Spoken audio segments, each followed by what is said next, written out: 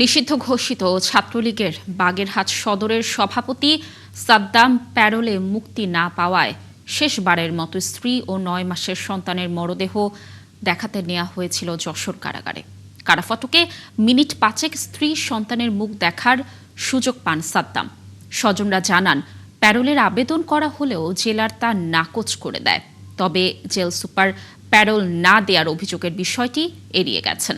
S M ফরহাদের পাঠানো তথ্য ছবিতে দেখুন প্রতিবেদন।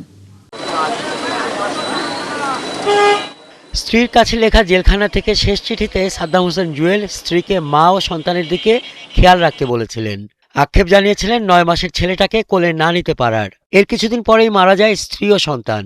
স্ত্রী সুবর্ণা স্বর্ণালী সন্তান নাজিমকে হত্যা করে নিজে আত্মহত্যা করেন।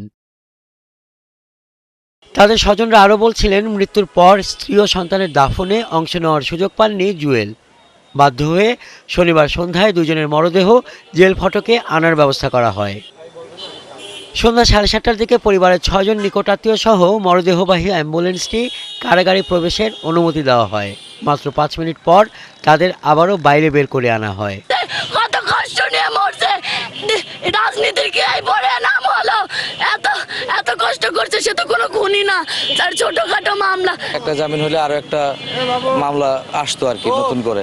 তো সেক্ষেত্রে অনেকটা ডিপ্রেশন এবং হতাশাগ্রস্ত ছিল। কালকে আমরা আবেদন করছিলাম, তো আমাদেরকে কোনোভাবে আর কি প্যারোলে বাইকে মুক্তি দেওয়া হয়নি। তারা বলছে যে এখানে নিয়ে আসতে হবে। প্যারোলে আবেদনের বিষয় এড়িয়ে জেলার জানান, মানবিক কারণে জেলখানায় স্ত্রী সন্তানকে শেষবারের মতো দেখার সুযোগ দেওয়া হয়েছে। ওনারা 6 জন লোক আসছিল, আমরা 5 মিনিট দেখা করাইছি। মূল ফটকের ভিতরে লাশ আমরা নিচে নামাইয়া হাতে দেখা করেছি। লাশ যদি আসে, আয়সা যদি আমাদের কাছে বলে, আমরা সাধারণত এটা সবসময় আমাদের মানবিক চিন্তা করে আমরা দেখা করাই। গত 5 আগস্ট আওয়ামী সরকারের পতনের পর গোপালগঞ্জ থেকে গ্রেপ্তার হন সাদ্দাম। শুক্রবার দুপুরে বাগেরহাট সদর উপজেলার সাবেকডাঙ্গা এলাকার বাড়ি থেকে কানে সুবর্ণা স্বর্ণালীর ঝুলন্ত মরদেহ উদ্ধার করে পুলিশ।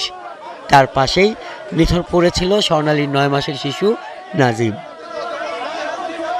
হাসান আহমেদ, ৭১।